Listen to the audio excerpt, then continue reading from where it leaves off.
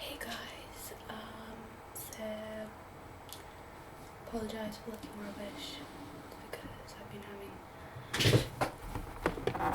been doing some sleeping and stuff, so yeah, I guess I can blame it on that. Gonna carry on reading this because it's Book Sunday, so yeah, I hope you're sitting comfortably. I'm not. Joking, fine. Anyway, let's carry on reading. The Smell of Friendship. It continued. Over the next few weeks and into summer, the midnight class began at the end of each nightmare. There were 2 more bedwetting occurrences, but Hans Huberman merely repeated his previous clean-up heroics and got down to the task of reading, sketching and reciting.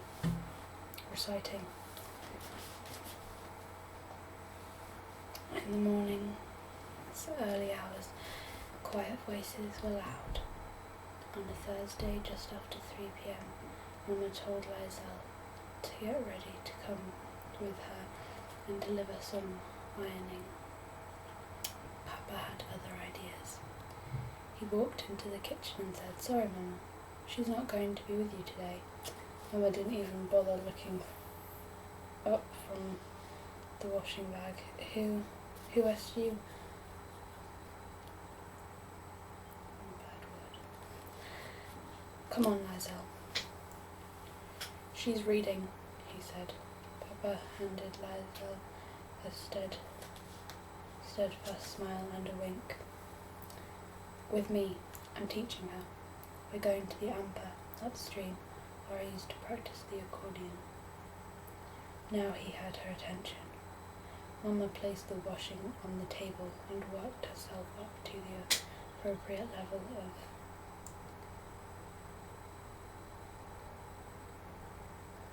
cynicism. What did you say? I think you heard me, Rosa. Mama laughed. What the hell could you teach her? A cardboard grin. Uppercut words. Like you could read so much. The kitchen waited. Papa counterpunched. We'll take your ironing for you. You filthy. She stopped.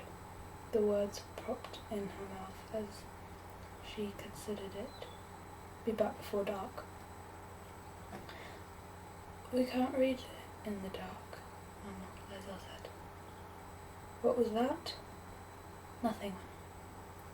Papa grinned and pointed at the girl. Book, sandpaper, pencil, he ordered her, and accordion. Once she was already gone, and she ordered her and accordion. Once she was already gone. Soon they were on Himmel Street, carrying the words, the music, the washing. As they walked towards Frau Diller's, they turned round a few times to see if Mama was still at the gate checking on them. She was. At one point she called out, "Liesel, hold the ironing straight. Don't crease it." "Yes, Mama." A few steps later, Liesel, are you dressed warm enough? What did you say? You never hear anything. Are you dressed warm enough? It might get cold later. Around the corner, Papa went down to do a shoelace. Liesel, he asked, would you roll me a cigarette? Nothing would give her greater pleasure. Once the ironing was delivered, they made their way back to the Amper River, which flanked the town. It worked its way past, pointing in the direction of Dachau, the concentration camp. There was a wooden planked bridge. They sat maybe 30 metres down from it, on the grass, writing the words and reading them aloud. And when darkness was near, Hans pulled out the accordion. Liesel looked at him and listened, though she did not immediately notice the perplexed expression on her papa's face that evening as he played. Papa's face. It travelled and wandered, but it disclosed no answers. Not yet. There had been a change in him, a slight shift. She saw it, but didn't realise until later when everything came together. She didn't see him watching as he played, having no idea that Hans Huberman's accordion was a story. In the times ahead, that story would arrive at 33 Himmel Street in the early hours of morning, wearing ruffled shoulders and a shivering jacket. It would carry a suitcase, a book, and 2 questions. A story, story after story, story within story. For now, there was only the one as far as Liesel was concerned, and she was enjoying it. She settled into the long arms of grass. Laying back, she closed her eyes, and her ears held the notes. There were, of course, some problems as well. A few times Papa nearly yelled at her. "Come on, Liesel," he'd say. "You know this word, you know it. You know this word, you know it." Just when progress seemed to be flowing well, somehow things would become lodged. When the weather was good, they'd go to the Amber in the afternoon. In bad weather, it was the basement. This was mainly on account of Mama. At first they tried in the kitchen, but there was no way. "Rosa," Hans said to her at one point. Quietly, his words cut off one of her sentences. "Could you do me a favour?" She looked up from the stove. "What?" "I'm asking you. I'm begging you. Could you please shut your mouth for just 5 minutes?" You can imagine the reaction. They ended up in the basement. There was no lighting there, so they took a kerosene lamp and slowly between school and home. From the river to the basement, from the good days to the bad, Liesel was learning to read and write. Soon, Papa told her, "You'll be able to read that awful Graves book with your eyes closed, and I can get out of the midget class." She spoke those words with a grim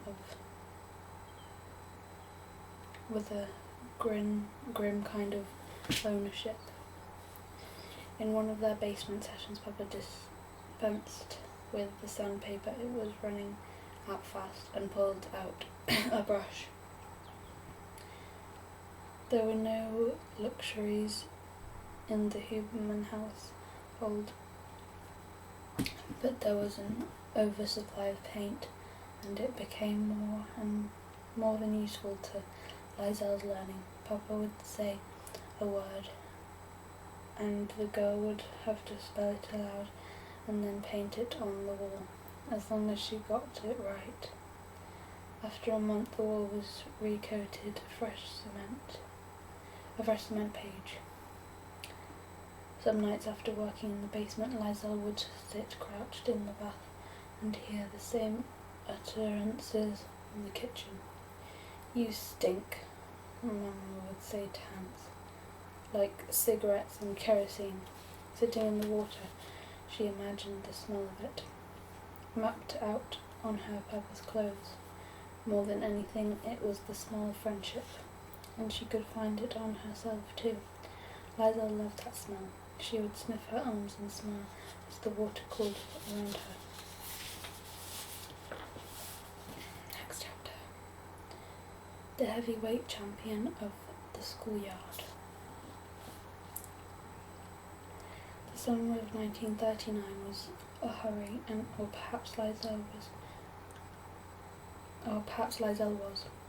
She spent her time playing football with Rudy and the other kids on Hymn Street, a year-round pastime, taking ironing around town with Mama and learning words. She felt like it was for a few days after it began. In the later part of the year, two things happened. September to November 1939. 1. The Second World War begins. 2. Liesel Memminger becomes the heavyweight champion of the schoolyard.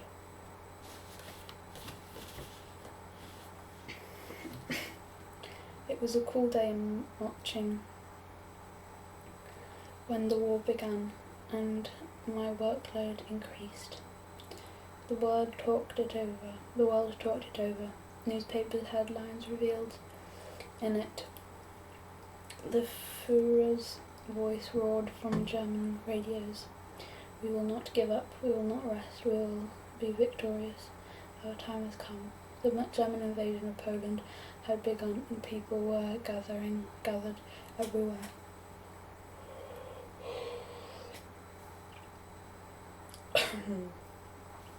Listening to the news of it.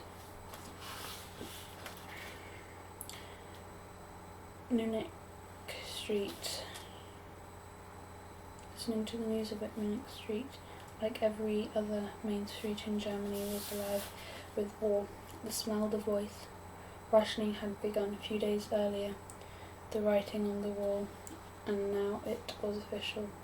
England and France had made their declaration on Germany. To steal a phrase from Hans Huberman, the fun begins. One day, the day of the announcement, Pavel was lucky enough to have some work. On his way home, he picked up a discarded newspaper, and rather than stopping to shove it between paint tins in the cart, he folded it up, slipped it beneath his shirt.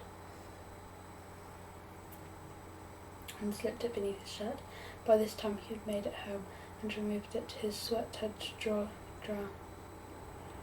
the ink into his skin.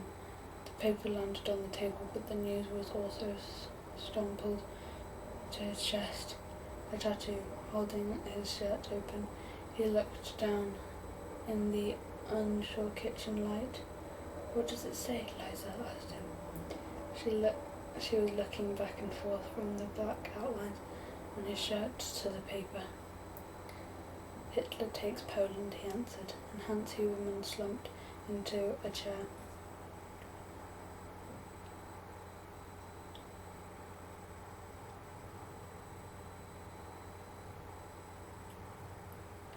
Deutschland über alles, he answered, and his voice was not remotely patriotic. The face was there again, his accordion face. That was when war started. Liesel would soon be in another. Nearly a month after school resumed, she was moved up to her rightful year level. You might think this was due to her improvement reading, but it wasn't. Despite the advancement, she still read with great difficulty. Sentences were strewn everywhere. Words fooled her. The reason she was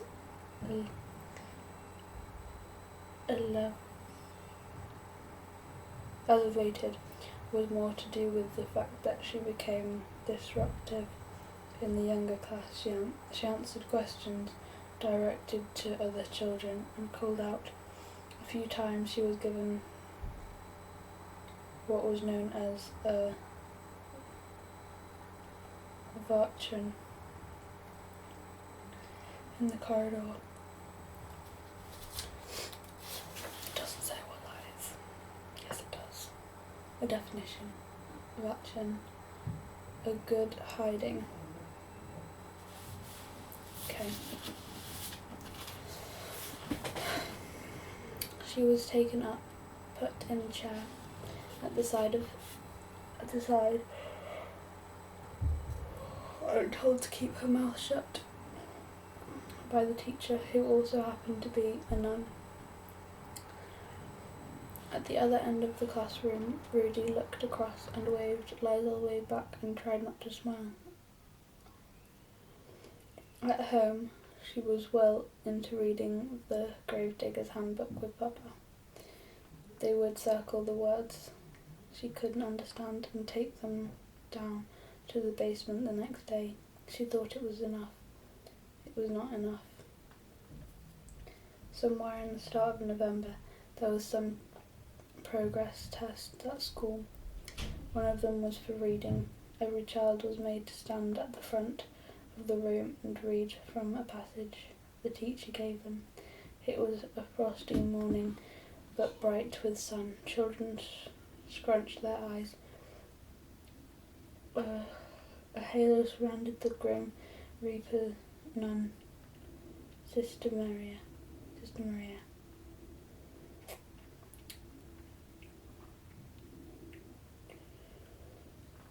By the way, I like this human idea of the Grim Reaper. I like the scythe. I don't know what that means. It amuses me. I don't understand. Children scrunched their eyes. A halo surrounded the Grim Reaper nun, Sister Maria. Apparently she's a Grim Reaper. I don't understand.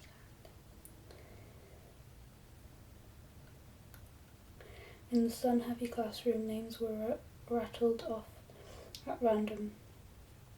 Waldenheim, Lehmann, Steiner. They all stood up and did a reading, all at different levels of capacity. Rudy was surprisingly good. Throughout the test, Liesel sat with a mixture of hot anticipation and excruciating fear. She wanted desperately to measure herself, to find out once and for all how her learning was advancing. Was she up to it? Could she even come close to Rudy and the rest of them? Each time Sister Maria looked at her list, a string of nerves tightened in Liesel's ribs. It started in her stomach, but had worked its way up. Soon it was around her neck, thick as rope. Then Tom Muller finished his mediocre attempt. She looked around the room. Everyone else had read. She was the only one left. Very good, Sister Maria nodded. Pursuing the list. That's everyone. What? No! A voice particularly appeared on the other side of the room, attached to. It was a lemon-haired boy whose bunny knees knocked under the desk in his pants. He stretched his hand up and said, Sister Maria, I think you forgot Liesel. Sister Maria was not impressed. She plonked her folder on the table in front of her and inspected Rudy with sighing disapproval. It was almost melancholic. Why she lamented. Did she have to put up with Rudy Steiner? He simply couldn't keep his mouth shut. Why, God, why? No, she said, with finality. Her small belly leaned forward with the rest of her. I'm afraid Liesel cannot do it, Rudy. The teacher looked across for confirmation. She will read for me later. The girl cleared her throat and spoke with quiet defiance. I can do it now, sister. Most of the other kids watched in silence. A few of them performed the beautiful childhood art of sniggering. The sister had had enough. No, you cannot. What are you doing? For Liesel was out of her chair and walking swiftly towards the front of the room. She picked up the book and opened it to a random page. All right then, said Sister Maria. You want to do it? Do it. Yes, sister. After a quick glance at Rudy, Liesel lowered her eyes and examined the page. When she looked up again, the room was pulled apart, then squashed back together. All the kids were mashed right before her eyes, and in a moment of brilliance she imagined herself reading the entire page in faultless, fluency-filled triumph. A key word. Imagined. "Come on, Liesel." Rudy broke the silence. The book thief looked down again at the words. "Come on," Rudy mouthed it this time. "Come on, Liesel." Her blood loudened. The sentences blurred. The white page was suddenly written in another tongue, and it didn't help that tears were now forming in her eyes. She couldn't even see the words anymore. And the sun, that awful sun, it burned through the window. The glass was everywhere and shone directly into the useless girl. It shouted in her face, "You can steal a book, but you can't read one."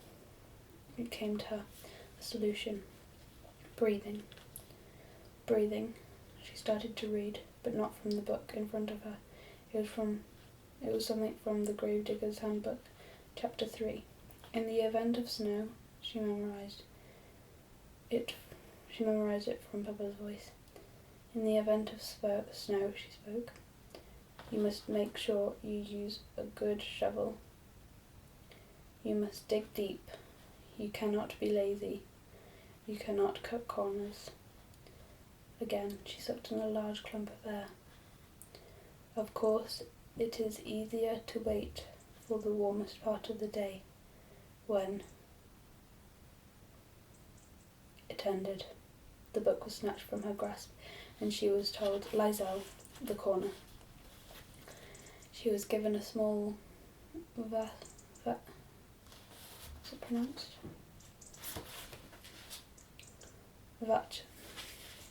Small Vachin. She could hear them all laughing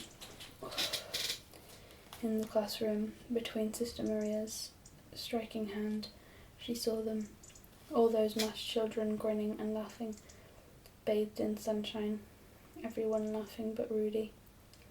In the break, she was taunted. A boy named Ludwig Schmeichel came up to her with a book. "Hey, Liesel, you read it for me?" He laughed. A 10-year-old smugness laughter. "You dumb cough. You idiot." Clouds were filling in now, big and clumsy, and more kids were calling out to her, watching her seethe. "Don't listen to them," Rudy advised. "Easy for you to say, you're not the stupid one."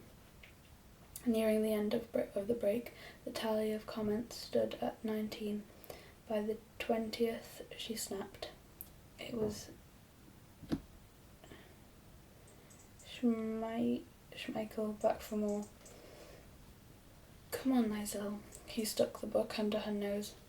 "Help me out, will you?" Liesel helped him out all right. She stood up and took the book from him, and as he smiled over his shoulder at some other kids, she threw it away and kicked him as hard as she could in the vicinity of the groin.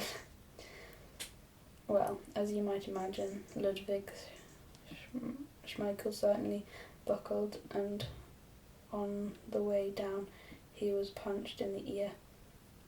When he landed, he was slapped,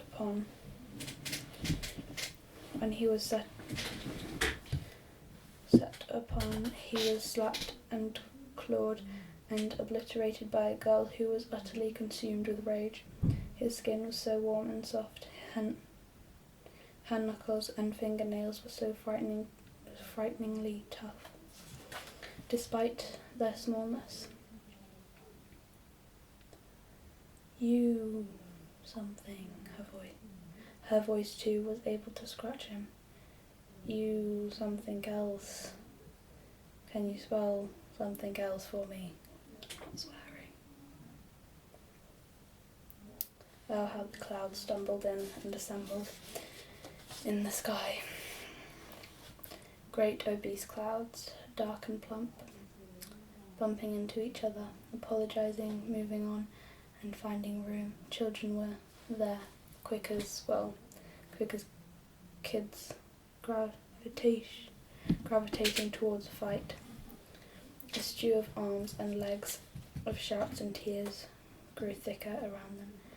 They were watching Liesel Memminger give Ludwig Schmeichel the hiding of a lifetime. Jesus, Mary and Joseph, a girl commented with a shriek. She's going to kill him. Liesel did not kill him, but she came close. In fact, probably the only thing that stopped her was the twitching, pathetic, grinning face of Tommy Muller. Still crowded with adrenaline, Liesel caught sight of him, smiling with such absurdity that she dragged him down and started beating him as well. "What are you doing?" he wailed, and only then, after the third or fourth slap, a trickle of bright blood from his nose. Did she stop? Oh, right. And only then, after the third or fourth slap and a trickle of bright blood from his nose, did she stop. On her knees, she sucked in the air and listened to the groans beneath her. She watched the whirlwind of faces, left and right, and she announced, "I'm not stupid." No one argued. It was only when everyone moved back aside and Sister Maria saw the state of Ludwig Schmeichel that the fight resumed. First it was Rudy and a few others who bore the brunt of suspicion. They were always at each other. Hands. Each boy was ordered, but every pair was clean. "I don't believe this," Sister Maria muttered. "It can't be." Because sure enough, when Liesel stepped forward and presented her hands, Ludwig Schmeichel was all over them, rusting by the moment. "The corridor," the sister stated for the second time that day. For the second time that hour, actually.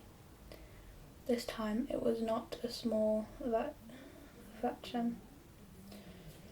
It was not an average one. This time it was the mother of all corridor Vatchens. One sting of the stick after another, so that Liesel would barely be able to sit down for a week, and there was no laughter from the room, more the silent fear of listening in.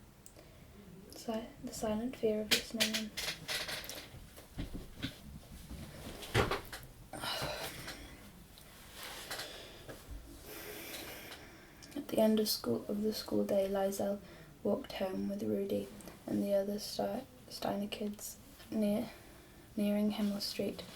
In a hurry of thoughts, the accumulation of misery swept over her. The failed recital of the Gravedigger's Handbook, the demolishing of her family, her nightmare, the humiliation of the day, and she crouched in the gutter and wept. It all led to this. Rudy stood next to her looking down. It began to rain, nice and hard. Kurt Steiner called out, but neither of them moved. One sat painfully now amongst the falling chunks of rain, and the other stood next to her waiting. "Why did he have to die?" she asked, but still Rudy said nothing.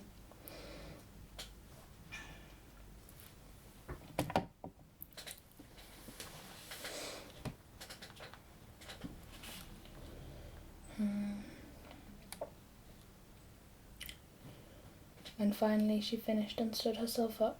He put his arm round her, best buddy style, and they walked on.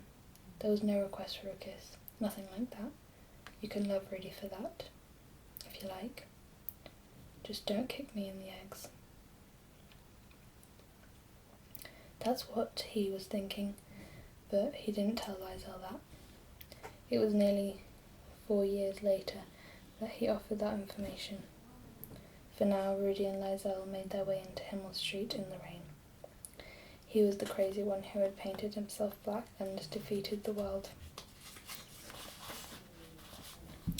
She was the book thief without the words. Trust me though, the words were on their way, and when they arrived, Liesel would hold them in her hands like the clouds, and she would wring them out like the rain.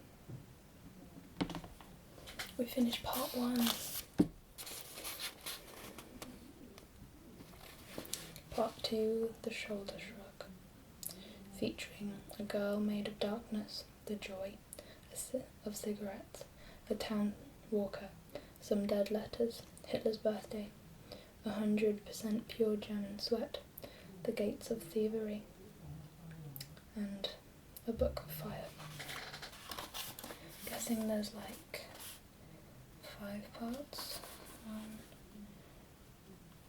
2, 3, 4, 5. There should be 5 parts. I don't know. Yeah, but I'm done reading for today. And I will see you sometime this week. School is starting again for me, so I won't be uploading as much.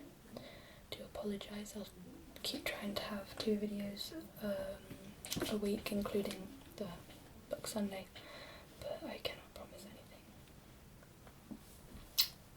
Hey guys, so I got myself into a bit of a sticky situation with this goo stuff, gooey alien. I haven't opened it in ages, and I just thought, you know what, I'm gonna have a little play with it while watching YouTube videos. I was just in the middle of watching a cry video